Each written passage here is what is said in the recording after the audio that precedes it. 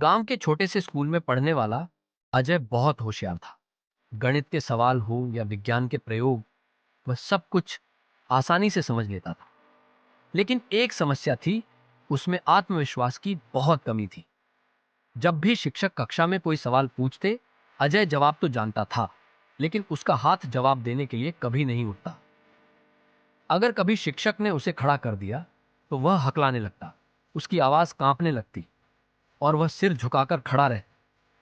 दूसरे बच्चे उसकी झिझक का मजाक उड़ाते, अजय तो बोल ही नहीं पाता, इसे मंच पर मत बुलाओ, ये तो डर के मारे भाग जाएगा।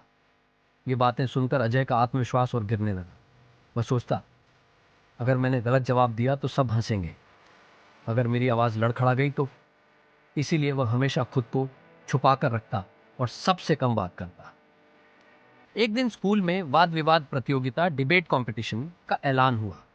सभी छात्र बहुत उत्साहित थे, लेकिन अजय ने यह सोचकर नाम तक नहीं लिखवाया कि मुझसे नहीं होगा। शिक्षक शर्मा सर ने जब यह सुना तो उन्होंने अजय को अपने पास बुलाया।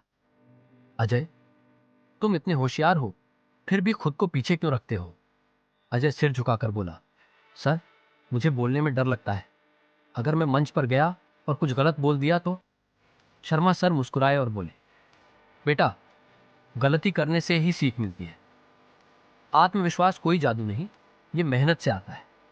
अगर तुम खुद पर भरोसा रखोगे तो दुनिया भी तुम पर भरोसा करेगी। उन्होंने अजय को रोज शीशे के सामने खड़े होकर बोलने की आदत डालने को कहा। शर्मा सर की बातों ने अजय को सोचने पर मजबूर कर दिया। उसने धीरे धीरे अभ्यास शुरू किया।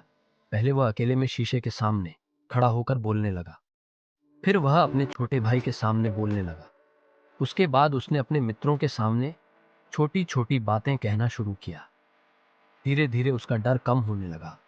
अब वह सोचने लगा, अगर मैं गलत भी बोल दूं तो क्या हुआ, कम से कम मैं कोशिश तो कर रहा हूं।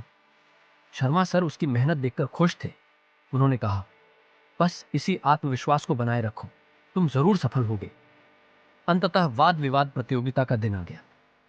अजय के अंदर अभी भी हल्का डर था, लेकिन अब वह आत्मविश्वास से भरा था।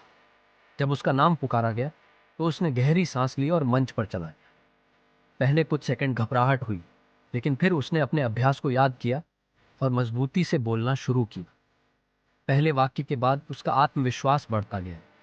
अब उसकी आवाज में कंपन नहीं था, बल्कि एक अलग आत्मविश्वास झलक रहा था। पूरे हॉल में सन्नाटा था, सब उसकी बातों को ध्यान से सुन रहे थे। अजय ने अपना भाषण खत्म किया तो पूरा हॉल तालियों से गूंज उठा।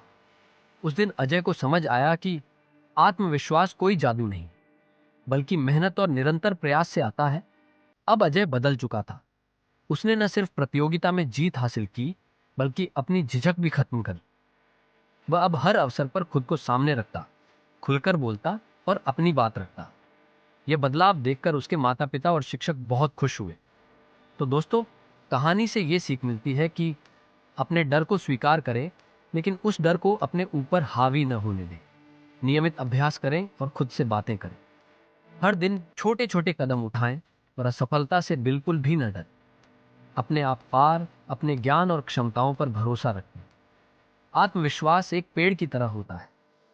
अगर आप इसे रोज थोड़ा थोड़ा पानी देंगे तो एक दिन यह बड़ा और मजबूत हो। अगर अजय आत्मविश्वास हासिल कर सकता है तो आप भी कर सकते हैं। खुद पर भरोसा रखिए, सफलता आपके कदम चूमेगी। धन्यवाद। जय हिंद दोस्तों।